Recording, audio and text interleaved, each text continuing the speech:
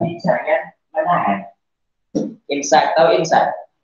Biasanya kan kalau sahur itu ada as-salatu wassalamu alaihi, ya imsak ya. Katanya nggak boleh makan, padahal masih boleh, belum adzan kok ya. Nah, fi ghairi imsakin, tanpa menahan.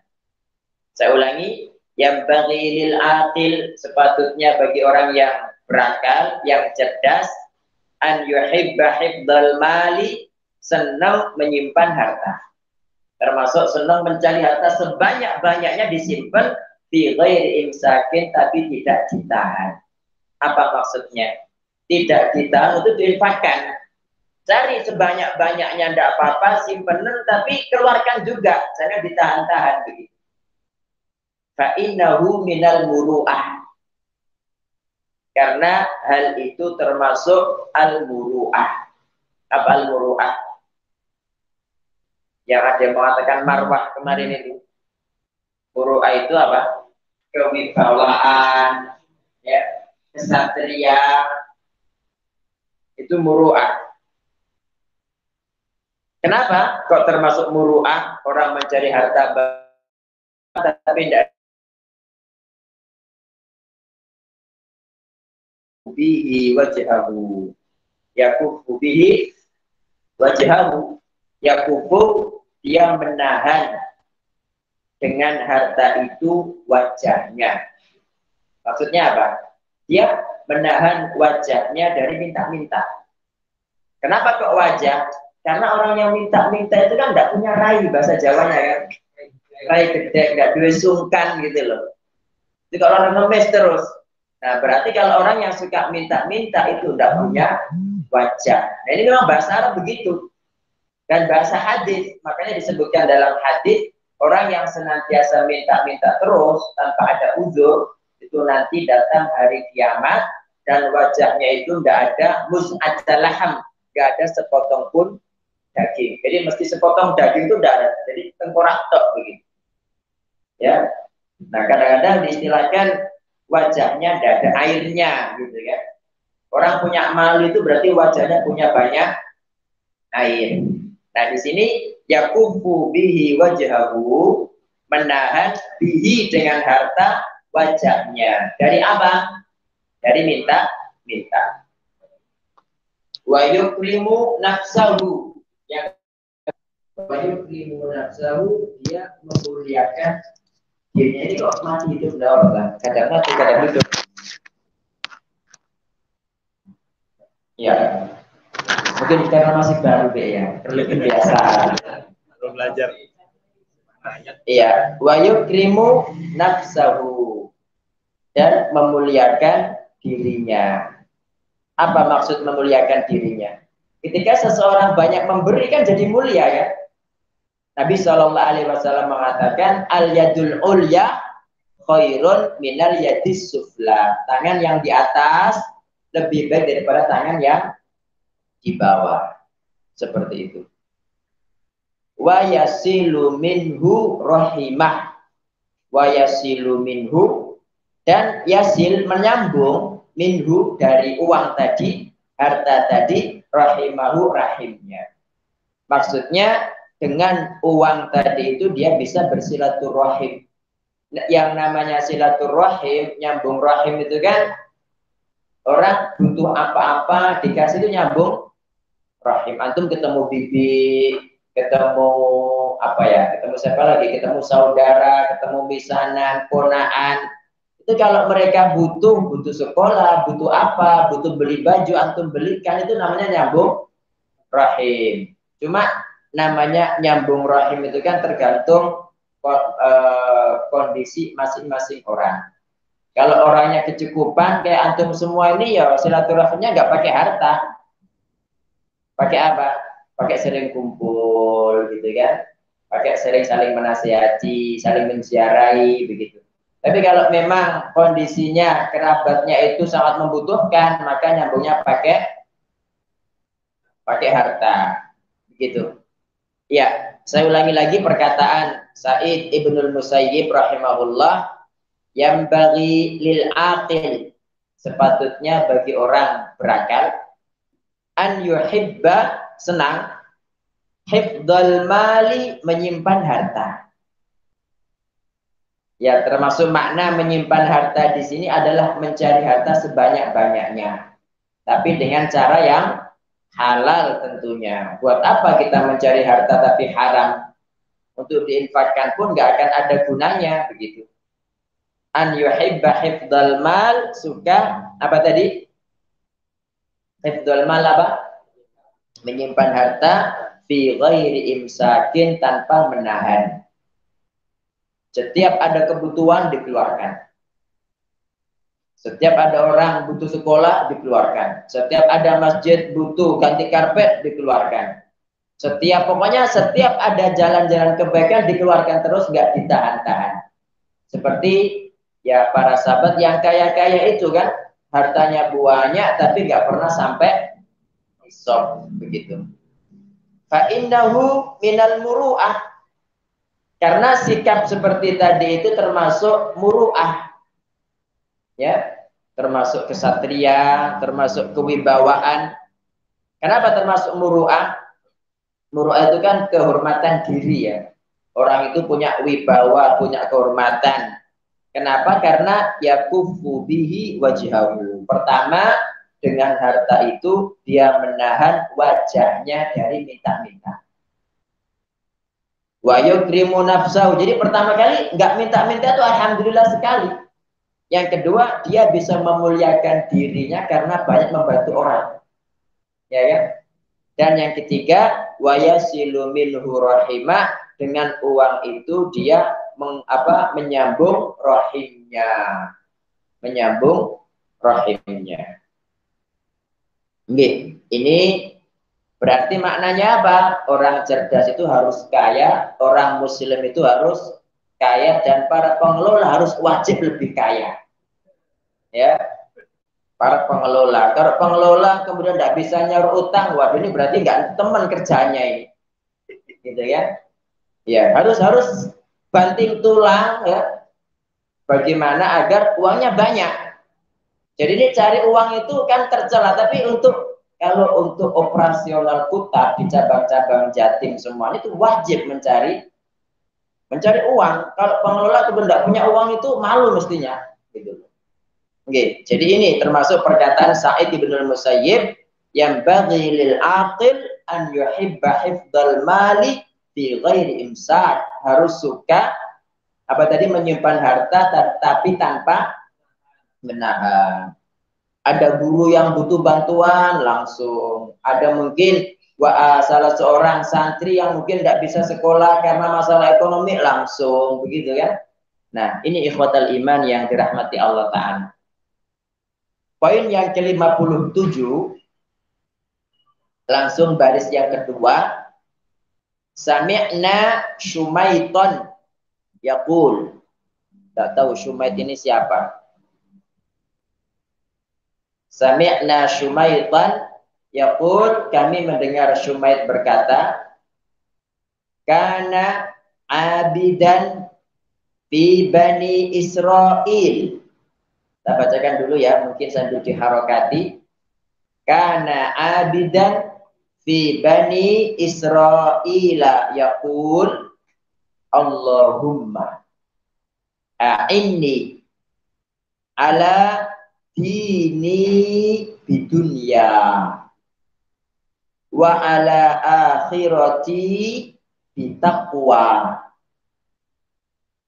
Ya, sami'na Shumaitan yaqul kana abidan fi bani Israel yaqul Allahumma a'inni ala dini bidunya wa ala akhirati bitaqwa. Jadi pada baris yang kedua itu qalu, mereka berkata. Siapa yang berkata? Yang berkata itu adalah Ja'far, Robah, Ubaidullah ibn Shumait. Mereka semua berkata, kami mendengar Shumait berkata. Sami'na Shumaiton yaqul, kami mendengar Shumait berkata, kana abidan, kana adalah abidan, apa abid? Abid itu seorang ahli ibadah. Ya, abid itu seorang ahli ibadah. Kalau ahli ibadahnya dari Bani Israel, biasa disebut dengan rohib. Kalau orang alimnya disebut habr. Ya, jamaknya ahbar. Jadi orang alim dari Bani Israel itu disebut habr, jamaknya ahbar. Ya, kalau ahli ibadahnya disebut rohib, jamaknya ruhban. Bedanya apa?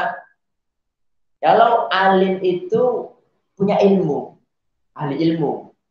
Kadang-kadang ibadahnya dikit, yang wajib aja gitu kan, tapi lebih besar pahalanya. Sementara abid ini ibadah tok, tapi kadang-kadang nggak ngerti ilmunya. Malah rata-rata abid ini kelihatannya kayak orang yang bersahaja, tapi ngawur ibadahnya gitu. Ibadah tok, tapi tidak ada tuntunannya, nggak punya ilmunya. Nah, salah satu bentuk hadis ya, salah satu hadis yang membuktikan ini abid, ini alim, itu hadis tentang pembunuh dari Bani Israel yang membunuh 99 orang. Kan dia kan pengen bertobat kan? Bertobat, terus tanya-tanya, aku pengen tobat teko nang sopo yo gitu. Itu juga kepada seorang ahli ibadah. Datang, ya ahli ibadah kan tidak punya ilmu. Dikatakan dia mengucapkan keinginannya untuk bertaubat. Tapi karena ini tidak punya ilmu, ahli ibadah ya ibadahnya banyak, nggak tahu benar apa enggak. Karena orang melihatnya kan seperti itu kan. Tertulis ahli zikir gitu. Saya dulu pernah pas awal-awal ke Jakarta kan ke Istiqlal kan pengen tahu ya. Itu ada orang membawa kayak pelang begitu tulisannya ahli zikir. Ahli zikir ya, gitu. Batin saya duduk jauh, tak lihat dari jauh. Kepala dikit putar-putar kepalanya gini. Terus setelah itu dia tawaf di masjid Istiqlal, tapi dari pojok dengan pojok sambil komat kami itu apa? Oh, ahli zikir begini ya gitu. Jadi ahli zikir ya tanpa dasar ilmu, begitu. Nah, untuk yang abid itu berarti rata-rata ahli ibadah tapi tidak ada ilmu. Makanya ketika datang ke ahli ibadah ini dan dia tidak punya ilmu, malah dia berkata-kata kasar. Mungkin ngomongnya sudah matiin orang 99, ingin tobat lu gitu ya. Nah, akhirnya mungkin dia naik darah, si abid ini akhirnya jadi korban ke 100. Tapi dia masih ingin tobat, ya Allah, kok tambah meneh ya gitu ya. Ini bukannya berarti tapi tambah setongkas gitu. Nah ini loh, ikhwas sekalian yang diberkati Allah Ta'ala, perkataan Sufyan Ats-Tsauri itu, bid'ah lebih dicintai iblis daripada maksiat. Kenapa? Karena kalau maksiat, sebanyak apapun dosa dilakukan seseorang, pasti dia tetap yakin ini tidak benar. Gitu. Ketika dia tahu itu, pintu tobat masih terbuka lebar. Tapi orang yang melakukan bid'ah, dikatakan bid'ah itu kan karena indah kan makna bahasanya. Karena dia menganggap indah, lah kok saya tobat, saya nggak salah kok gitu. Makanya kadang-kadang orang itu yang mending zikir no masjid lo daripada dangdutan di pertelon misalnya. Tapi zikirnya zikir yang nggak bener. Nah sebetulnya ini nggak bener wong ini zikir ya, tapi kan nggak sesuai dengan tuntunan. Malah mardut, apa itu mardut? Ditolak. Akhirnya dia tanya-tanya lagi, ditujukan itu ada orang alim. Datang ke orang alim. Orang alim bilang, lu siapa yang menghalangi Anda dengan tobat? Gitu kan. Allah itu maha penerima tobat. Nah, cuma syaratnya satu, sampean harus meninggalkan daerah sampean tinggal. Karena lingkungan itu sangat mendominasi. Begitu. Akhirnya dia tulus niatnya ingin tobat kepada Allah Subhanahu wa Ta'ala, rupanya baru di tengah jalan meninggal dunia. Dan betapa besar rahmat Allah Subhanahu wa Ta'ala, bayangkan ya. Orang ini belum tobat tapi punya keinginan tulus gitu kan untuk tobat, di tengah jalan meninggal dunia. Kemudian malaikat rahmat dengan malaikat azab bertikai. Yang malaikat rahmat bilang, loh, dia loh sudah mau tobat. Yang malaikat adab bilang, loh enggak, dia loh belum berbuat amal soleh sama sekali. Lama. Ya. Hadisnya sahih, ada dalam kitab Riyadhus Shalihin itu. Terus Allah Subhanahu wa taala mengutus malaikat ketiga dalam wujud manusia. Ya wis diukur aja tanahnya gitu. Kalau lebih dekat ke tanah yang maksiat berarti dia di bawah malaikat azab. Kalau dekat ke tanah yang taat ya berarti di bawah malaikat rahmat. Rupanya ketika diukur itu lebih dekat ke tanah yang bukan yang maksiat gitu. Cuma Allah memberikan ilham kepada bumi, hei bumi maju gitu. Mendekatlah. Jadi mendekat sejengkal. Segini. Segini ya jengkal itu ya. Shiber. Nah, ketika diukur lebih dekat ke tanah yang mana? Yang rahmat, akhirnya di bawah malaikat rahmat. Itu loh, Masya Allah, rahmat Allah Subhanahu wa ta'ala. Iya. Nah, ini perbedaan abid dengan alim. Nah, yang berbicara di sini abid apa alim? Abid, ya. Karena abidan adalah abid di Bani Israel, Israel itu Nabi Yakub. Makanya kalau ada orang Israel kurang ajar ya jangan. Itu Nabi Yakub itu Israel itu. Itu Allah bahasa Ibrani. Jibril, Mikail ya. Kalau Ismail enggak karena il pakai ain. Ini kan hamzah il gitu. Ya. Nah, seorang ahli ibadah dari Bani Israel berkata, berdoa dia. Allahumma ya Allah, ini tolonglah saya ala dini untuk memperkuat agama saya. Memperkuat itu ya dalam keistiqomahan, dalam memperbanyak amal di dunia dengan dunia.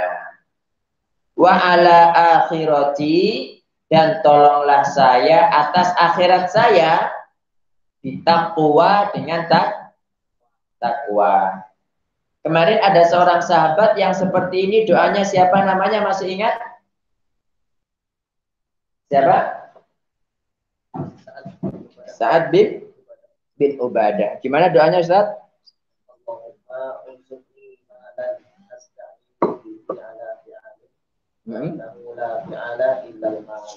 Iya. Jadi poin nomor berapa itu?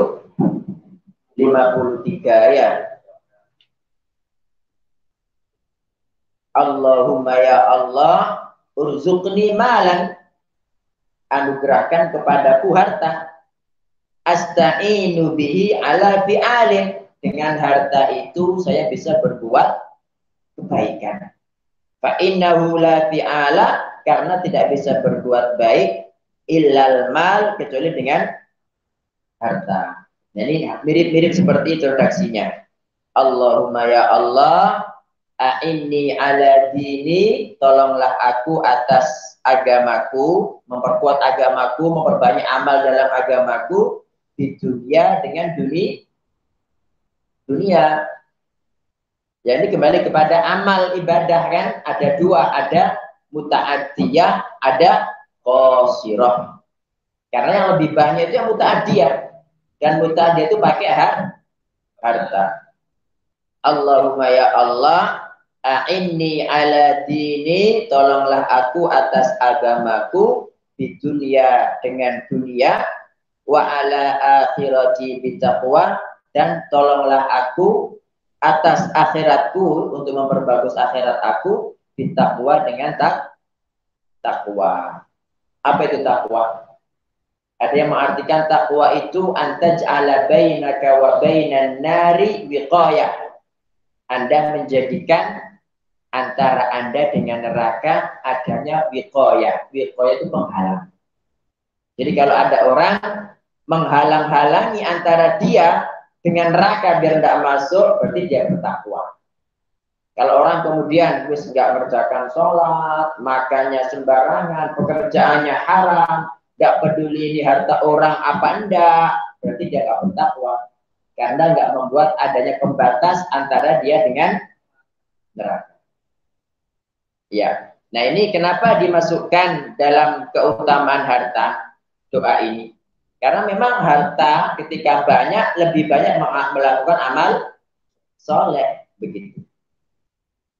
Ya, hadis berikutnya nomor 58. Langsung baris kedua ya. An Muhammad ibnil Munkadir. Dari Muhammad ibnul Munkadir. Ini seorang tabi'in terkenal ahli ibadah juga, orang alim. Qala, dia berkata, Muhammad bin al-Munkadir berkata, ni'mal aunu ala dini al-ghina. Ni'mal aunu ala dini al-ghina. Ni'mal aun, sebaik-baik pertolongan. Sebaik-baik penolong. Ala dini, atas agama. Al-ghina adalah kekayaan.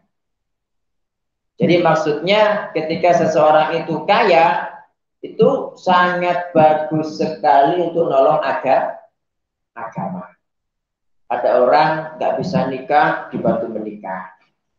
Ada orang pengen jihad, dibantu untuk berjihad. Ini para pengelola ini mestinya guru-guru kutab yang belum menikah harus segera dinikahkan itu. Dosa mereka, ada guru 30 tahun belum menikah. Wah ini nanti tanggung jawab di akhirat para pengelola itu. Iya. Kepala kutab sudah nikah semua. Yang belum sama sekali lah. Iya, jadi itu. Jadi dengan uang itu bisa banyak berbuat. Ketika ada seperti Bilal yang lagi disiksa, dibeli sama Abu Bakar radhiyallahu an. Seperti Utsman ibnu Affan ketika perang apa itu? Perang Tabuk ya. Yang biasanya Rasul Shallallahu Alaihi Wasallam itu tidak pernah memberitakan akan adanya perang. Jadi Nabi Shallallahu Alaihi Wasallam itu ikhwas sekalian yang diberkati Allah Taala. Setiap beliau mau melakukan perang, menyerang daerah selatan misalnya ya, timur ya sana. Misalnya beliau mau menyerang daerah timur, pasti yang dimediakan, yang di mainstream ya, yang di upload, diviralkan itu seakan-akan beliau mau menyerang daerah barat. Memang al-harbu khud'ah, perang itu tipuan ya, itu kecuali perang Tabuk. Perang Tabuk ini jauh-jauh hari Nabi Shallallahu Alaihi Wasallam sudah memberitahukan. Kenapa? Karena saking sulitnya. Makanya pasukan waktu itu kan disebut Jaisul Usrah, pasukan yang kesulitan. Langsung datang Utsman bin Affan dari Syam, hartanya langsung diinfakkan semua untuk perang Tabuk itu, masya Allah. Kata Rasulullah Shallallahu Alaihi Wasallam, "Ma darra Utsman ma fa'ala ba'dal yaum." Maksudnya Utsman, andaikan dia itu berbuat dosa setelah hari ini, itu dosa itu nggak akan berpengaruh bagi dia. Karena sekian banyaknya harta yang dia gunakan untuk diinfakkan untuk jihad. Nah ini sebagai pembenar dari perkataan Muhammad ibnul Munkadir. Ni'mal aun, sebaik-baik pertolongan, sebaik-baik penolong ala din, atas agama, al-ghina adalah kekayaan. Ya, tetap dalam tanda kutip kekayaan yang berasal dari harta yang halal. Berarti maknanya seorang muslim harus pandai-pandai bekerja, yang dalam pekerjaannya itu dia mendapatkan banyak harta dan halal. Begitu. Dicari apa itu yang bisa meraup banyak keuntungan halal, ya. Karena ni'mal aunu ala dini apa? Al-ghina. Sekarang yang ke-59 baris kedua, Anil Hasan bin Imran. Ya, Anil Hasan bin Imran, dari Hasan bin Imran qala, berkata, sami'tu makhulan yaqul. Sami'tu, saya mendengar, makhulan, makhul Makhul ini nama orang, seorang tabi'in dia. Artinya itu makhul itu orang yang dicelai. Kuhal itu kan celak. Makhul berarti bercelak. Tidak tahu mungkin dia sejarah sudah bercelak paling sehingga dikasih nama makhul. Iya, celak-celak mata, celak, iya. Penghias mata, penghitam mata itu. Sami'tu makhulan yaqul, saya mendengar makhul berkata, ba'dul ma'isyah, sebagian pekerjaan, aunun aladdin, ba'dul ma'isyah, sebagian pekerjaan, aunun aladdin adalah penolong atas agama. Ya, mirip-mirip sih redaksinya dengan perkataan Muhammad bin Al-Munqadir ya. Dia mengatakan ba'dul ma'isyah, sebagian pekerjaan itu aunun aladdini, pembantu atas agama. Jika antum memiliki pekerjaan, dengan pekerjaan itu mendapatkan harta yang halal banyak, antum bisa buka hutang lagi gitu kan. Antum bisa buka kelas lagi lebih banyak, bisa menerima guru lagi lebih banyak, berarti kan lebih banyak bisa memberi kesempatan orang masuk surga. Begitu. Makanya kaum muslim itu harus kaya-kaya sebetulnya. Terus bikin pabrik, bikin perusahaan. Nanti karyawannya itu diwajibkan untuk berjilbab, diwajibkan sholat berjamaah, diwajibkan ikut kajian, gitu kan. Masya Allah, itu maksa orang masuk surga itu namanya. Karena ada hadis itu beliau mengatakan, saya melihat orang-orang yang masuk surga pakai rantai gitu. Jadi awal-awalnya dipaksa jadi tawanan masuk Islam, dirantai kan. Tapi ketika masuk Islam, Islamnya bagus, akhirnya masuk surga. Nah ini insya Allah lewat harta bisa itu begitu. Oke, jadi ini tentang keutamaan harta. Makanya pada hadis yang pertama sekali, sebaik-baik harta adalah yang dimiliki seorang laki-laki soleh. Semoga antum semua orang-orang soleh yang kaya raya ya. Ya, yang ke-60 baris pertama yang paling kiri. An Fudail bin Iyad, dari Fudail bin Iyad. Ada yang kenal beliau siapa? Seorang tabi'in yang disurati Abdullah bin Mubarak. Jadi Fudail bin Iyad ini kan ahli ibadah. Ibadah di Al-Haramain Makkah, Madinah, tawaf, haji, itikaf, tawaf, haji, itikaf, sholat gitu. Surati sama Abdullah bin Mubarak. Ya abidal haramaini lau absortana la alim ta'annaka fil ibadati tal'abu. Artinya apa? Ya abidal haramain, wahai orang yang beribadah di dua tanah suci, tanah haram. Lau absortana, sekiranya Anda melihat kami, Abdullah bin Mubarak dan yang seperti Abdullah bin Mubarak, lau absortana la alim ta'annaka fil ibadati tal'abu, pasti Anda tahu bahwa dalam ibadah ini Anda hanya bermain-main saja.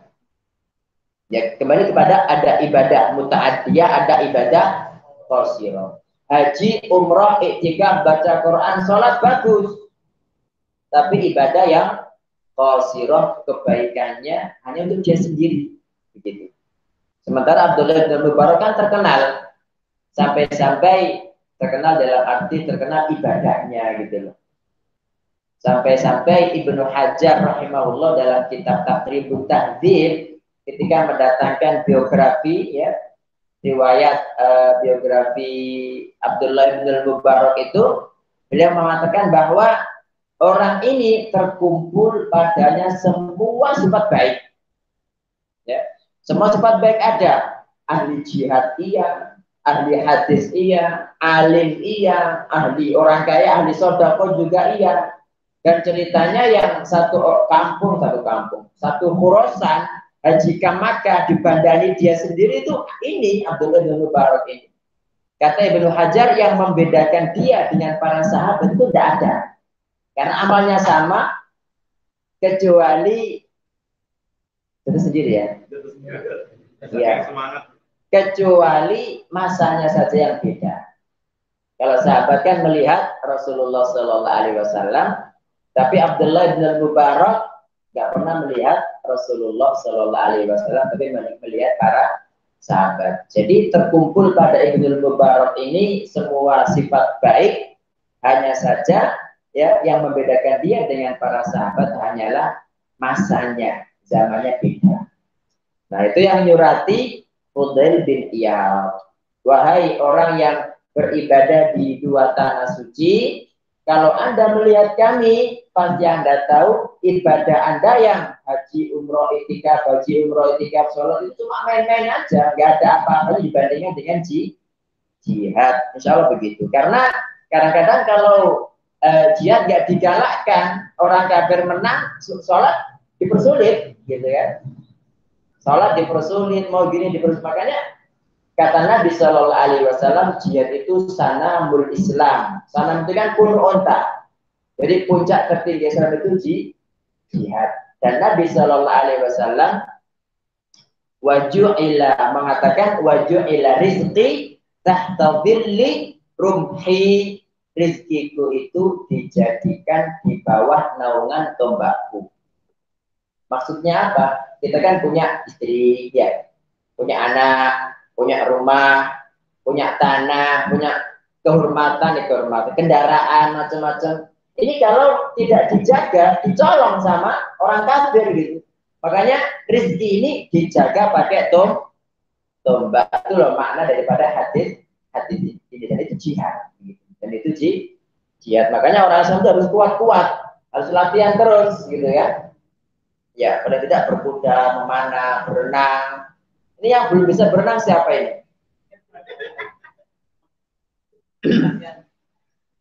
Iya, jadi biar kuat-kuat.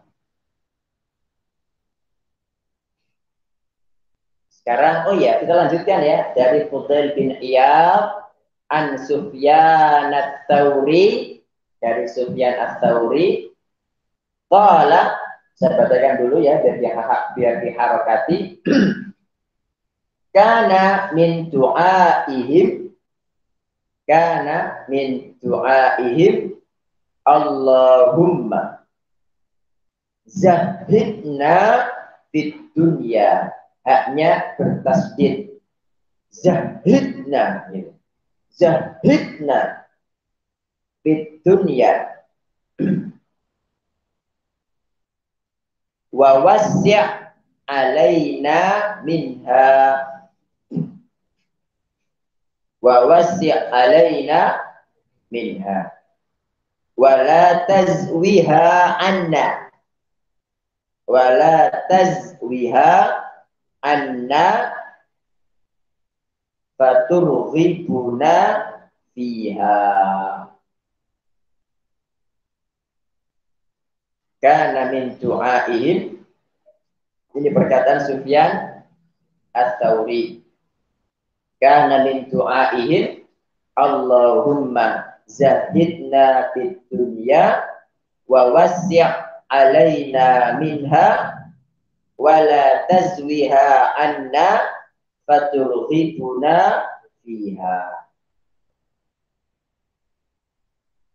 Dari Fudail bin Iyad berkata, dari Sufyan ats-Tsauri berkata, kana min du'aihim, adalah, karena ini adalah min, termasuk du'aihim, doa mereka, ya, doa para ulama salaf, termasuk sahabat, ya, termasuk para tabi'in.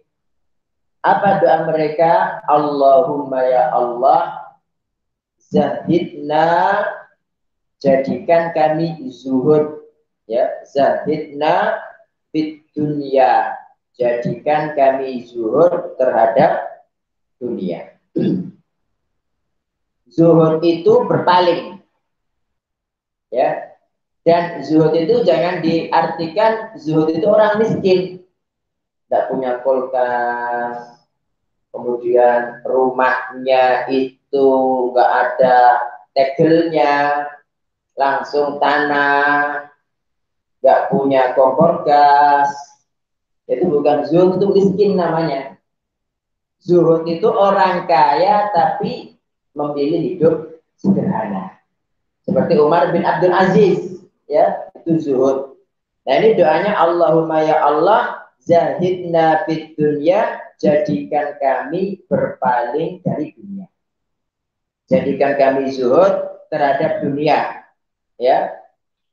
Jadi dunia itu dekat sama dia, cuma dia tidak mau, gitu loh. Wa wasi' alaina minha, wa wasi' dan lapangkan. Lapangkan itu artinya perbanyak, alaina atas kami, minha dari dunia. Wa wasi' dan lapangkan, perbanyak, alaina atas kami, minha dari dunia. Wala tazwiha anna, zawayazwi itu melipat. Wala tazwiha anna, dan jangan engkau lipat dunia, kembali kepada dunia, dan jangan engkau lipat dunia anna atas kami. Maksudnya jangan engkau tahan dunia itu dan tidak diberikan kepada kami. Faturghibuha fiha, sehingga kami itu cenderung kepada dunia, mencintai maksudnya. Kalau orang itu sudah banyak sekali dunia kan tidak mau kan akhirnya kan. Tapi kalau tidak punya dunia, golek-golek gitu. Nah, itulah maksudnya. Jadi termasuk doa para sahabat itu mereka minta kaya, memang minta kaya, tapi jangan sampai kekayaan itu masuk ke dalam hati mereka. Begitu sama seperti WC gitu ya. Butuh kita WC, toilet, tapi ya namanya toilet kan masih di kamar apa? Masa diajak tidur bareng di kamar kan tidak mungkin ya. Seperti itu. Ya Allahumma ya Allah, zahidna, tadi haknya itu bertasjid. Kalau zahidna gampang, agak susah. Zahidna gitu. Coba. Iya, zahidna. Iya, harus ada tenaga dalamnya ini. Allahumma ya Allah, zahidna fid dunia, jadikan kami zuhud terhadap dunia. Apa itu zuhud? Berpaling, ya, berpaling. Wawasya, dan lapangkan, perbanyak, alaina atas kami, minha dunia itu. Maksudnya berikan kami dunia sebanyak-banyaknya. Wala tazwiha anna, dan jangan engkau tahan atau engkau halangi dunia dari kami. Faturghibuna fiha, sehingga kami itu mencintai dunia. Bisa dipahami ya Pak sekalian? Ya. Jadi ini minta kepada Allah dunia sebanyak-banyaknya. Tujuannya apa? Ya sama seperti sebelum-sebelumnya, biar bisa lebih bertakwa, lebih banyak beramal soleh. Ya Allah, jadikan kami zuhud terhadap dunia, lapangkan dunia atas kami, dan jangan engkau menahan atau melipat dunia dari kami, sehingga kami mencintai dunia. Nah, kalau sudah cinta dunia, bahaya. Dikit-dikit dihitung dengan dunia, nanti akhirnya mudah iri, mudah itu, gitu. Jadi yang namanya iri itu kan gara-gara dunia ya. Padahal iri itu penyakitnya iblis. Dosa pertama kali di akhirat dan dosa pertama kali di dunia, karena Qabil iri kepada Habil. Ya, jelas insya Allah ya Pak sekalian. Ada yang ditanyakan sampai di sini?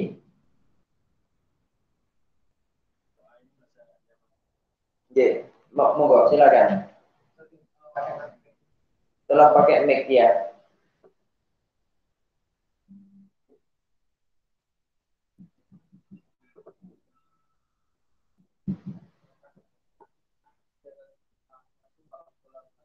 Waalaikumsalam. Waalaikumsalam warahmatullahi wabarakatuh.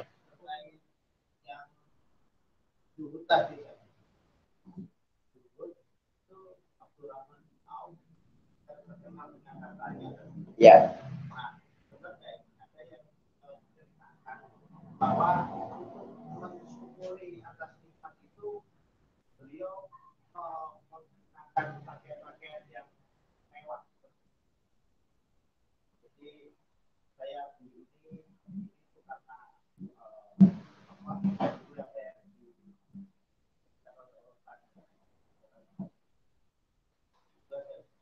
Ya, terima kasih. Ya mungkin suaranya tidak terdengar ya. Jadi beliau bertanya, kan katanya Abdurrahman bin Auf itu kaya tapi zuhud. Tapi kok katanya berpakaian mewah gitu. Ya, seperti itu ya. Ya. Untuk hal berpakaian mewah, wallahu taala alam ya, apakah memang dia berpenampilan mewah terus seperti itu. Tapi memang kadang-kadang itu kan sebagai bentuk daripada firman Allah Ta'ala, wa amma bi ni'mati rabbika fahadits. Adapun terhadap nikmat Rabbmu maka tampakkan. Nah, saya kira kalau memang dia Abdurrahman ya, kalau memang radhiyallahu anhu, kalau memang dia itu mempergunakan ayat ini wa amma bi ni'mati rabbika fahadits, itu cuma sekedar sekali dua kali begitu aja, bukan sebagai penampilan sehari-hari. Jadi memang perlu kita menampakkan kan begini. Ini kan berkaitan dengan rasa syukur ya. Kadang ada orang itu yang mohon maaf, jelas-jelas kemarin ada teman saya bilang dia itu dipegangi di suatu rumah sakit terkenal di Surabaya sebagai takmir masjid. Dan gajinya besar. Mobilnya Pajero juga gitu loh. Tetapi ini ngambil uang masjid gitu loh. Ketika ada untuk imam masjid gak diberikan, butuh dispenser gitu kan, butuh dispenser, diberikan di bekas gitu. Pergantian karpet gak diganti-ganti, padahal uang sudah masuk rupanya di bawah dia. Nah ini bukan berarti gak syukur. Nah ada beberapa orang yang dia itu sebetulnya sudah banyak, tapi masih merasa kurang aja gitu kan ada. Nah itu berarti tidak bersyukur karena Allah Subhanahu wa taala sudah jelas memberikan kepada dia banyak nikmat, tapi kepada orang ngersuloh, tahu ngersuloh Ustaz ya? mengeluh, ke sini mengeluh, ke sana mengeluh, mengeluh nggak bisa bayar anak sekolah, nggak bisa bayar SPP kok mahal naik terus. Tapi ketika ada HP baru ganti terus, kok nggak mengeluh juga gitu kan? Nah berarti kan mengeluhnya beda-beda. Nah ini yang namanya mengeluh. Nah kita sebagai seorang mukmin itu mestinya, andaikan kita kondisinya itu sangat tidak ada, kan tidak boleh bilang kepada orang kan? Curhatnya pun kepada Allah Subhanahu wa Ta'ala begitu. Nah orang zaman sekarang itu dikatakan ada nikmat diem aja, tapi kalau ada kepedihan apa? Semua orang tahu gitu. Iya.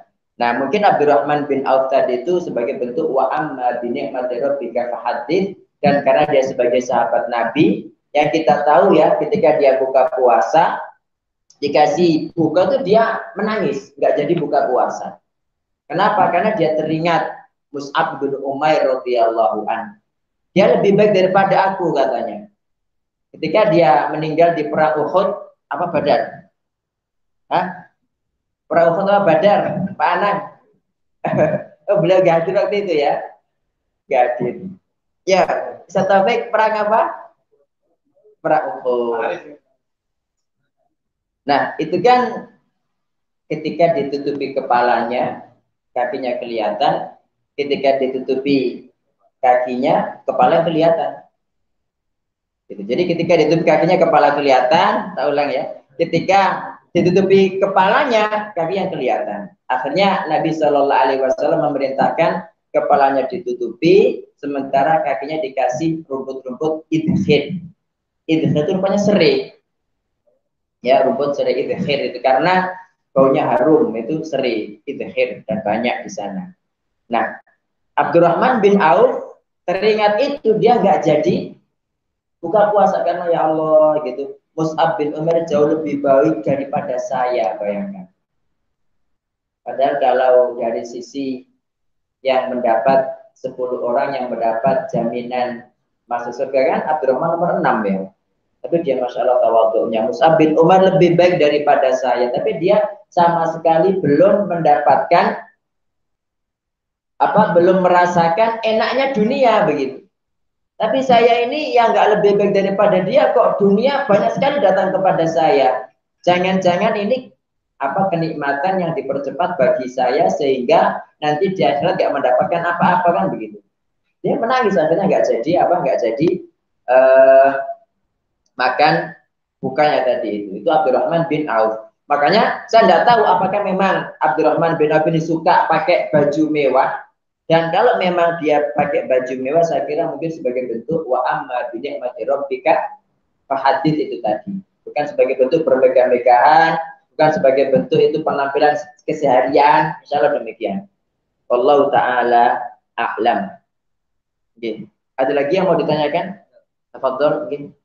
Beberapa hadis yang tersampaikan tadi itu kan menjelaskan bahwa seakan-akan atau bahkan jelas sekali orang yang kaya itu jelas sebagai penolong agama Allah. Allah akan memberikan. Nah, bagaimana dengan orang yang pas-pasan atau yang miskin? Ya. Apa yang bisa dijalankan? Apa yang bisa dijalankannya bantu menjadi pembantunya yang kaya. Iya, jadi begini. Ada yang bertanya, kalau tadi disebutkan bahwa orang kaya itu kan menjadi penolong agama Allah. Terus yang miskin ya apa? Nah, tentunya di sini penolong orang kaya yang soleh ya, kembali kepada orang kaya yang soleh, yang pada awal hadis dikatakan sebaik-baik harta yang soleh adalah pada tangan orang yang soleh kan begitu. Nah, terus pertanyaannya, kalau itu orang kaya gitu kan, terus yang miskin terus dapat apa gitu ya?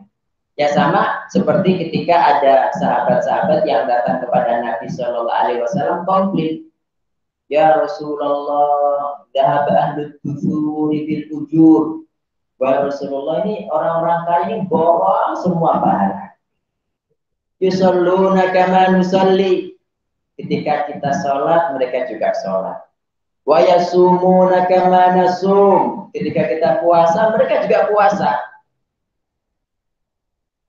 Wa yatasaddaquna bi fuduli amwalihim. Tetapi mereka bisa bersedekah dengan kelebihan hartanya. Yang ini kita tidak punya, gitu kan?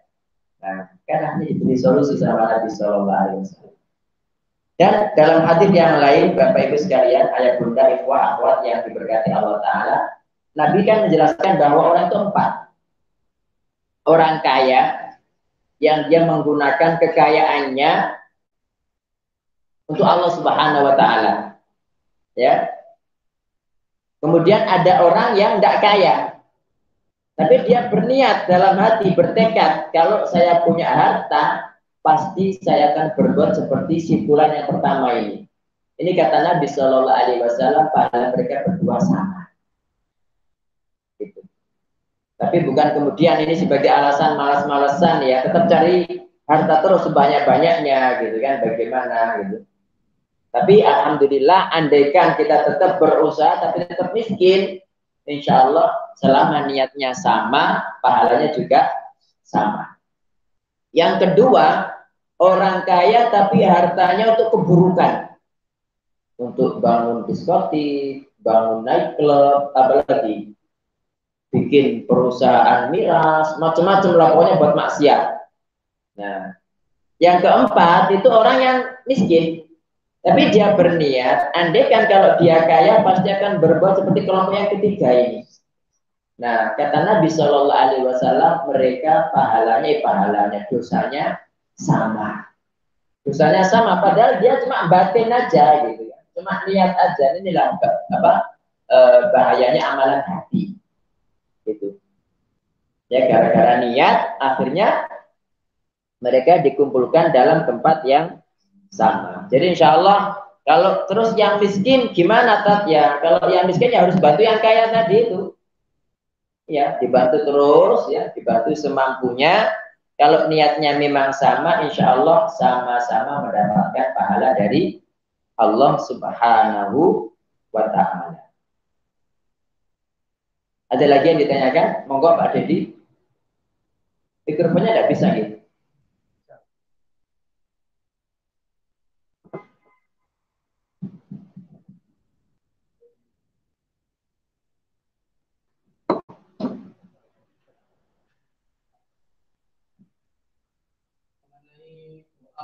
Oke.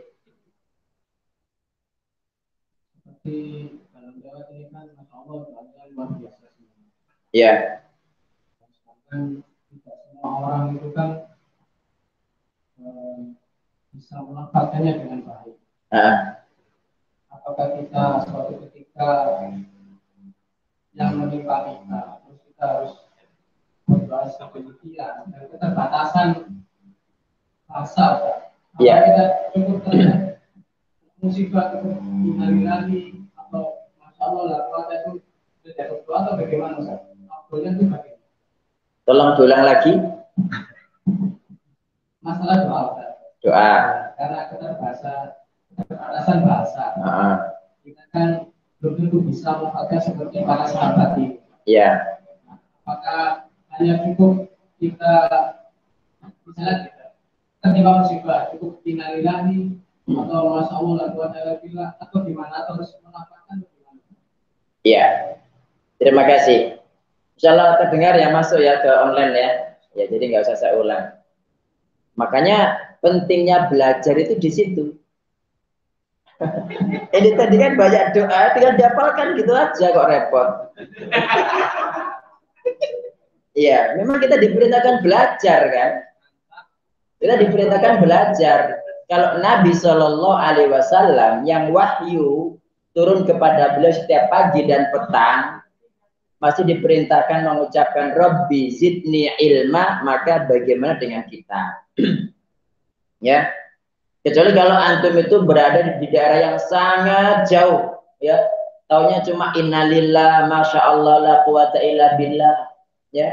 Cuma kalau masya Allah, la quwata illa billah jangan diucapkan kepada orang yang ada musibah. Kok ikut mati ini? Tes, iya. Jadi ya saya kira kalau memang kita punya ilmunya, Pak Dodi harus dihafalkan. Kayak doa-doa tadi ini, termasuk zikir pagi petang yang sudah di-share itu bukan untuk memenuhi memori HP saja gitu. Tapi dihafalkan. Jangan sampai zikir yang sudah sampai kepada kita itu malah menjadi hujjatun alaina. Hujjah yang malah nanti dia bilang di hadapan Allah, ya Allah selalu sudah datang tapi nggak disentuh sama sekali sama dia ya gitu nanti. Iya kan? Ya, jadi paling tidak kita bacalah. Jadi dihafalkan Pak Dedi ya, dihafalkan dengan belajar. Insya Allah kalau kita sudah berusaha belajar dan tahu, insya Allah memaklumi. Nah kalau kita tidak belajar, taunya cuma innalillah, taunya cuma la quwata illa billah, masya Allah la quwata illa billah. Kadang-kadang nggak dapat pahalanya, gitu loh. Dan kadang-kadang untuk satu doa ya, doa itu kadang-kadang fungsinya beda. Misalkan kayak doa habis azan, Allahumma rabba hadhihi da'wati tammah was sholatil qa'imah. Bisa enggak kita ucapkan untuk doa setelah makan? Tidak bisa kan? Tidak bisa. Jadi sama untuk masya Allah la quwata illa billah ini, itu fungsi doa ini kita ucapkan kepada orang yang punya nikmat, agar nikmatnya ditambah oleh Allah Ta'ala, diberkati, dan dia tidak terkena ain dari kita. Jadi kita mengucapkan masya Allah la quwata illa billah dari orang yang melihat kepada temannya yang punya nikmat. Nah kadang-kadang temannya tidak ngerti mengucapkan gimana gitu. Kadang-kadang pandangan gini aja kalau tanpa diiringi zikir itu kan bisa terkena kan. Nah saya tidak ngerti misalnya, tapi Akhrusli ngerti. Dia mengucapkan a'udzu bikalimatillahit tammah min kulli syaitanin wa hammah wa min kulli ainin lamah. Begitu. Nah kalau kita tertimpa musibah berat, tapi biar diganti oleh Allah Subhanahu wa Ta'ala. Doanya apa? Bukan hanya inna lillahi wa inna ilaihi raji'un titik. Tapi ditambahkan doanya Ummu Salamah, Allahumma jurni fi musibati wa akhlif li khairan minha. Makanya bagi para ibu-ibu yang sudah meninggal dunia atau sudah bercerai dari suaminya, kan musibah. Ucapkan doa ini. Ummu Salamah dapat Rasulullah Sallallahu Alaihi Wasallam. Dia bertanya-tanya awalnya, siapa yang lebih baik daripada Abu Salamah kan? Yang hijrah 2 kali, masuk Islam pertama kali gitu kan? Apa ada yang lebih baik dari Abu Salamah? Tapi dia yakin lagi-lagi yakin, bukan ragu-ragu. Yakin gitu kan? Dia mengucapkan Allahumma jurni setelah inna lillahi wa inna ilaihi raji'un, Allahumma ajurni fi musibati wa akhlif li khairan minha. Ya Allah, berilah aku pahala dalam musibah ini dan gantikan untukku yang lebih baik darinya. Langsung dilamar Rasulullah Shallallahu Alaihi Wasallam. Ini kan butuh ilmu Pak Dedi. Nah, kalau misalnya tidak punya ilmu gitulah, harus doa apa gitu ya? Kalau nggak berdoa gimana dikabulkan kan begitu? Ya sama seperti orang belajar dengan tidak belajar. Yang belajar itu yang berilmu setelah sholat subuh duduk berzikir ikut kajian terus sholat syuruk 2 rakaat ya kan dapat pahala haji dan umroh.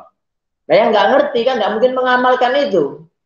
Makanya saya katakan orang yang nggak ngerti itu kemungkinan masuk nerakanya besar dan kemungkinan masuk surganya kecil. Ketika masuk neraka kok mengecil suaranya. Jadi saya ulangi lagi, orang yang tidak mengerti kemungkinan masuk nerakanya besar. Sementara orang yang berilmu, insya Allah kemungkinan masuk surganya besar, masuk nerakanya kecil, begitu. Makanya Nabi Shallallahu Alaihi Wasallam memerintahkan kita untuk belajar dan belajar. Ya contohnya saja tentang sutroh. Tahu sutroh ya? Kita ketika sholat itu kan diperintahkan sholat menghadap sutroh. Ya kan? Sutroh itu segini paling enggak tingginya di depan gitu ya. Nah, terus bagi orang yang tidak sholat yang lewat itu Nabi Shallallahu Alaihi Wasallam mengatakan demikian. Lau ya'lamul maru baina yadayil musalli madza alaihi minal itsm lakana an yaqifa arba'in khairun lahu lakana an yaqifa arba'in khairun lahu min an yamurra baina yadayhi atau kama qala sallallahu alaihi wasallam. Artinya begini, lau ya'lamul maru sekiranya ngerti al maru orang yang lewat baina yadayil musalli di depan orang yang sholat itu, kalau dia ngerti apa dosa yang bakal dia dapatkan, pasti dia itu kalau berhenti ya, berdiri menunggu selama 40 lebih baik baginya daripada lewat di depan orang yang sholat. Nah kan nggak ngerti kan orang itu. Makanya orang bodoh itu saya katakan mudah sekali masuk neraka. Nabi Shallallahu Alaihi Wasallam mengatakan sekiranya orang itu yang lewat depan orang sholat ngerti, kalau dia itu berdiri 40 tahun lebih baik daripada lewat depan orang sholat, pasti dia tidak akan melakukan itu gitu. Cuma tidak ngerti masalahnya. Makanya kita diperintahkan untuk terus belajar dan belajar. Insya Allah begitu Pak Didi. Jadi ya mudah-mudahan Allah Subhanahu Wa Taala senantiasa memberikan kepada kita semangat untuk istiqomah dalam thalabul ilmi, dalam belajar. Kemudian ketika belajar ini kita mendapatkan ilmu yang betul-betul benar gitu kan. Terus kita dibantu Allah untuk mengamalkannya. Insya Allah begitu. Wallahu ta'ala a'lam. Dari YouTube jam berapa sekarang? Berarti sudah mau selesai ya? Seorang yang miskin tadi yang batin jika kaya berbuat seperti orang kaya, tapi hartanya untuk maksiat. Sedangkan saya pernah mengetahui bagaimana bahwa jika niat buruk itu hanya diniatkan maka tidak akan terdapat dosa. Jadi gimana Ustaz? Iya. Antum tadi terdengar online enggak suaranya? Tolong diulang pakai mikrofon biar yang online itu mendengar. Hah? Enggak dengar ya? Kurang jelas. Oh, kurang jelas. Tolong diulang lagi kalau begitu. Kalau tadi seseorang miskin membatin atau niat saja jika kaya akan berbuat seperti orang kaya yang menggunakan hartanya untuk maksiat. Sedangkan saya pernah mengetahui bahwa jika niat buruk itu hanya diniatkan maka tidak akan tercatat dosa sampai dia melakukannya. Ya. Jadi hadis tadi itu menjelaskan tentang 4 kelompok ya. Orang yang kaya niatnya baik, orang miskin niatnya ingin seperti yang kaya. Kata Nabi Shallallahu Alaihi Wasallam, pahala keduanya sama. Yang ketiga adalah orang yang kaya suka berbuat buruk, Yang keempat orang miskin tapi niatnya kalau kaya pengen seperti yang ketiga. Sementara saya mendengar dari pertanyaan ini, katanya orang itu belum dicatat dosa selama tidak sampai melakukannya, baru niat aja. Nah ini gimana mensinkronkan di antara dua hadis itu? Gimana jawabnya ini? Ya, jadi hadis yang kedua itu ada dalam Arba'in Nawawi ya. Jadi menjelaskan bahwa di situ Nabi Shallallahu Alaihi Wasallam menjelaskan bahwa orang kalau dia sudah berniat baik sebelum mengamalkan maka sudah ditulis satu kebaikan. Kalau dia sampai niat baiknya itu dipraktekkan, diaplikasikan dalam suatu amal soleh, terjadi betul, itu maka mendapatkan pahala sampai 700 kali lipat. Sebaliknya, kalau orang itu berniat mau melakukan keburukan, ya, baru berniat, itu enggak ditulis. Allah bilang, tunggu dulu, mungkin dia nanti tobat atau apa gitu. Nah, baru ketika dia sampai mengerjakan perbuatan buruknya, baru ditulis satu. Itu kalau dia tidak bertobat, kalau tidak istighfar gitu kan. Nah, pertanyaannya bagaimana mengkoordinasikan atau mengkolaborasikan ya antara dua hadis yang saya katakan bertentangan ini. Begitu. Ini diambil aja Pak Aris ini nanti kelihatan belakangnya malah tidak baik ini. Syuting masalahnya. Iya. Tadi dilem lah mestinya biar lebih kuat. Ada promosi. Ada apa? Oh iya. Nah untuk hadis kedua yang tadi ditanyakan, masalahnya begini, ada sesuatu itu yang cuma seliwer dalam benak kita terus hilang. Ya, tapi ada niat yang niat itu tidak pergi-pergi. Nah itu beda di situ. Nah untuk hadis yang kedua tadi itu yang seliwer, paham ya? Kan kadang-kadang ada kita niatan berbuat buruk tapi kemudian hilang selama-lamanya. Sementara ada niatan itu yang kita tuh berniat, memang sekarang belum bisa. Mungkin karena ada polisi, mungkin karena banyak orang, gitu kan? Tapi yakin ketika ada kesempatan saya lakukan. Nah itu ya. Untuk yang kelompok yang keempat. Nah, kalau kita bisa memahami ini, insya Allah di antara dua hadis itu tidak ada pertentangan. Jadi niat itu ada yang dia cuma seliwer, gitu, terus hilang. Tapi ada niatan yang memang dia menancap betul. Iya, menancap betul. Pokoknya ketika ada kesempatan pasti dia melakukan itu. Na'udzubillah, nah itulah yang masuk ke kelompok keempat. Ya, insya Allah begitu. Wallahu ta'ala a'lam. Iya. Soal begitu bisa dipahami ya. Ada lagi yang ditanyakan? Ya, monggo.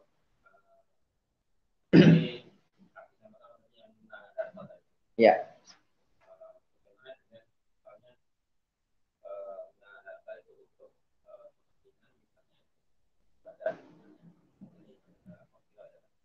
Ya.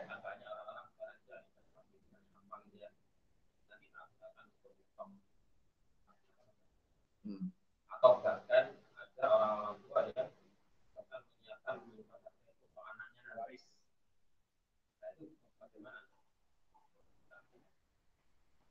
Ya, jadi ada pertanyaan berkaitan dengan menahan harta. Iya, berkaitan dengan menahan harta. Ada orang itu yang hartanya ditahan, tidak dikeluarkan, ditabung maksudnya. Biar untuk haji, biar untuk umroh, atau harta ditahan untuk nanti diberikan kepada anaknya sebagai warisan itu ya. Itu gimana hukumnya? Ya, ini kalau kita melihat kepada dua macam ibadah ya, ada ibadah qasirah, ada ibadah muta'adiyah, ya tidak salah sebetulnya. Cuma tingkat ibadahnya itu kecil, gitu loh. Tingkat pahalanya itu kecil. Orang ya memang kita nggak menyalahkan kan, apalagi orang haji wajib, umroh wajib. Itu memang ya nggak semua orang itu bisa langsung umroh breng gitu. Ada uang langsung berangkat, tidak ada yang memang dia itu dan rata-rata begitu kaum muslimin ya. Jadi mereka itu mengumpulkan sedikit demi sedikit, gitu. Malah dulu itu zaman itu orang-orang di kampung-kampung itu kan ada tiang dari bambu itu buat celengan itu, ya itu begitu. Kadang dimasukkan kemana gitu. Nah kalau seperti itu ya memang ya kita ya nggak bisa mengatakan itu kan perjuangan juga kan ya karena itu perjuangan juga. Apalagi itu untuk haji yang wajib, untuk umroh yang wajib misalnya, ya saya nggak mengatakan itu qasiro atau mutadiyah karena memang faktanya begitu. Kecuali kalau dia memang mengumpulkan lagi untuk haji yang kedua, ketiga, baru itu saya kira mending itu yang mutadiyah. Ya. Tapi kalau ada orang kemudian dia seperti tadi itu untuk orang tuanya, untuk menghajikan, ya saya kira mungkin yang nggak menjadi masalah meskipun afdolnya itu digunakan yang lebih besar. Terus untuk yang menyimpan harta untuk ahli warisnya, untuk anaknya, itu kita teringat kepada pesannya Umar bin Abdul Aziz ya. Ketika dia mau meninggal itu kan anaknya kan nggak diwarisi apapun begitu, nggak diwarisi apapun. Kemudian dia mengatakan bahwa kalian ini kalau kita mencari yang lebih baik gitu kan, tapi kalau kemudian memang untuk anaknya biar nanti nggak minta-minta, biar mereka cuma pak semua, ya insya Allah nggak menjadi masalah gitu kan. Cuma akan lebih baik yang seperti Umar bin Abdul Aziz. Kalian ini tidak luput dari satu dari dua orang. Gitu.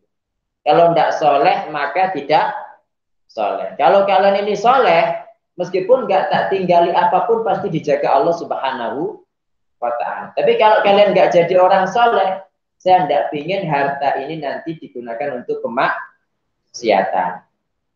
Ya, jadi di sini saya nggak mengatakan itu benar atau salah. Insya Allah benar. Cuma kalau kita menginginkan yang lebih tinggi, tentu bukan seperti itu tadi. Apalagi ada hadis yang Nabi itu bertanya kepada para sahabat, siapa dari kalian yang harta milik ahli warisnya lebih dia sukai daripada hartanya sendiri, kan begitu. Kata para sahabat, wahai Rasulullah, tidak ada seorang pun dari kami kecuali lebih mencintai hartanya sendiri daripada harta ahli warisnya. Nabi bilang apa? Nabi mengatakan, sesungguhnya harta yang kamu sodakohkan itulah harta milikmu sendiri, sementara yang kamu tahan itu harta milik ahli waris. Juga ada seorang bertanya, wahai Rasulullah, sodakoh apakah yang paling besar pahalanya? Kata Nabi, jika kamu bersodakoh, kamu dalam kondisi sehat dan pelit. Taksyal faqr, kamu takut miskin. Wa ta'mulul ghina, pengen kaya. Wala tumhil, tapi kamu tidak menunda. Itu, berarti itu pahalanya sangat besar sekali. Insya Allah demikian. Bisa dipahami ya Farid ya? Oke. Monggo, fadhal. Menang harta.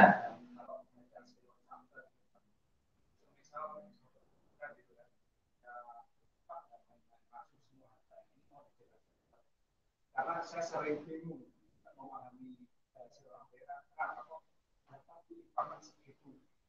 Kalau sebelumnya semuanya bisa selalu ada. Ini artinya apakah memang betul-betul semua dikasihkan atau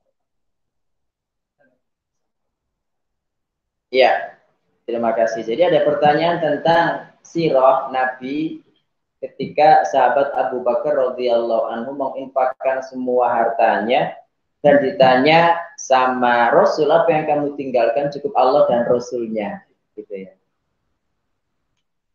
Ya kita tahu ya, wallah alam ya.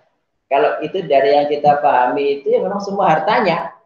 Tapi tentu hartanya ada pada waktu itu, gitu loh. Artinya ada pada waktu itu. Mungkin dia juga masih punya kebun atau apa yang masih terus berbuah gitu kan. Wallahu a'lam. Karena atau bisa juga semuanya gitu kan. Tapi itulah yang namanya keyakinan itu. Kemarin saya menjelaskan kalau kita itu berprasangka kepada Allah, dengan berprasangka saja Allah bisa seperti yang kita sangkakan, maka bagaimana kalau yakin? Nah, cuma yakin ini yang susah. Orang kalau yakin pasti diganti Allah Ta'ala itu, ya pasti datang terus memang. Ada sebuah kisah nyata ya, diriwayatkan Imam Az-Zahabi dalam kitab Syiar A'lam Nubala. Saya lupa pelakunya siapa. Jadi orang ini itu setiap hari itu menginfakkan hartanya semua. Gitu. Kemudian setiap malam itu di bawah bantal itu ada emas. Di bawah bantalnya itu. Begitu. Kan sepertinya nggak masuk akal ya. Ya nggak masuk akal zaman ketika yakinnya kurang begitu gitu. Seperti saya terutama. Jadi kisah nyata gitu. Terus putra pamannya niru. Dia menginfakkan semua hartanya, ketika malam dilihat kok nggak ada apa-apa di bawah bantal. Terus komplain kepada dia. Apa jawabannya? Inni amaltu rabbi yaqinan wa anta amaltahu tajrubatan. Saya ini bermuamalah dengan Rabbku itu yakin. Tapi kamu bermuamalah dengan Allah itu coba-coba. Jadi jawabannya begitu. Dan ada itu riwayat seperti itu, Masya Allah gitu kan. Jadi dia infakkan semuanya, langsung di bawah bantal itu ada dinar gitu.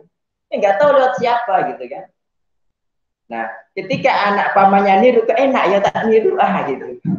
Ini beda, ada apa-apanya gitu. Nah, jawabannya itu. Saya bermuamalah dengan Allah, bermuamalah dengan Allah itu secara yakin, sementara kamu bermuamalah dengan Allah itu coba-coba. Nah, pentingnya yakin itu di situ ya, sekalian yang mudah-mudahan. Makanya kita harus memperbanyak doa. Allahumma qsim lana min khasyatika ma tahulu bihi bainana wa baina ma'asik wa min ta'atika ma tuballighuna bihi jannatak. Terus ini, wa minal yaqini ma tuhawwinu bihi alaina masaibat dunia. Nah, kalau kita melihat kepada sirah Abu Bakar, memang ya cuma Allah dan Rasulnya yang ada gitu. Nah, karena dia saking yakinnya pasti datang terus, ada terus gitu. Nah, selama ini kita kan ya kurang yakin, termasuk saya ini apalagi tambah tidak yakin belas gitu kan. Ya, mudah-mudahan Allah Subhanahu wa taala menjadikan saya dan antum semua orang-orang yang bisa mencapai derajat yakin ini. Amin. Ya, sudah tak? Sudah yakin jam 9. Ya, berarti insya Allah untuk pertemuan akan datang kita lanjutkan halaman 38 hadis nomor 61.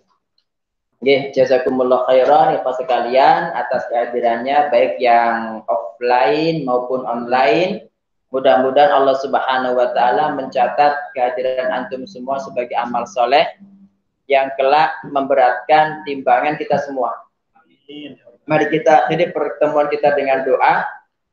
Allahumma salli ala Muhammad wa ala ali Muhammad kama sallaita ala Ibrahim wa ala ali Ibrahim innaka Hamidum Majid. Allahumma barik ala Muhammad wa ala ali Muhammad kama barakta ala Ibrahim wa ala ali Ibrahim innaka Hamidum Majid. Allahumma barik lana fi corona wa sallituhu ala kulli kafir wa zalim wa munafiq wa marik wa muharibin lidinik wa najji minhu kulla muslimin mustad'afin madlum fa innahu jundum min junudik amruhu biyadik tusibu bihi man tasha wa tasrifuhu amman tasha innaka ala kulli syai'in qadir. Allahumma alif baina qulubina Allahumma alif baina qulubina wa aslih dhata bainina wahdina subulas salam wa najjina minadh dhulumati ilan nur wa jannibna al-fawahisha wal fitana ma dhahara minha wa ma batan wa barik lana fi asma'ina wa absarina wa qulubina wa azwajina wa dhurriyyatina wa tub alaina innaka antat tawwabur rahim waj'alna syakirina li ni'matik musnina biha qabiliha wa atimmaha alaina. Allahumma qsim lana min khasyatika ma tahulu bihi bainana wa baina ma'asik wa min ta'atika ma tuballighuna bihi jannatak wa min al-yaqini ma tuhawwinu bihi alaina masaibat dunya wa mati'na Allahumma bi asma'ina wa absarina wa quwwatina ma ahyaitana waj'alhu al-waritha minna waj'al tha'rana 'ala man zalamana wansurna 'ala man 'adana wa la taj'al musibatana fi dinina ولا تجعل الدنيا أكبر همنا ولا مبلغ علمنا ولا تسلط علينا بذنوبنا من لا يخافك فينا ولا يرحمنا ولا إلى النار مصيرنا واجعل الجنة هي دارنا برحمتك يا أرحم الراحمين. ربنا تقبل منا إنك أنت السميع العليم وتب علينا إنك أنت التواب الرحيم. ربنا هب لنا من أزواجنا وذرياتنا قرة أعين واجعلنا للمتقين إماما. ربنا لا تدع لنا ذنبا إلا غفرته ولا دينا إلا قضيته ولا هما إلا فرجته ولا عيبا إلا سترته ولا حاجة من حوائج الدنيا والآخرة إلا قضيتها برحمتك يا أرحم الراحمين. ربنا آتنا في الدنيا حسنة وفي الآخرة حسنة وقنا عذاب النار. وصل اللهم على نبينا محمد وعلى آله وصحبه وسلم. سبحانك اللهم وبحمدك أشهد أن لا إله إلا أنت أستغفرك وأتوب إليك. Wassalamualaikum warahmatullahi wabarakatuh.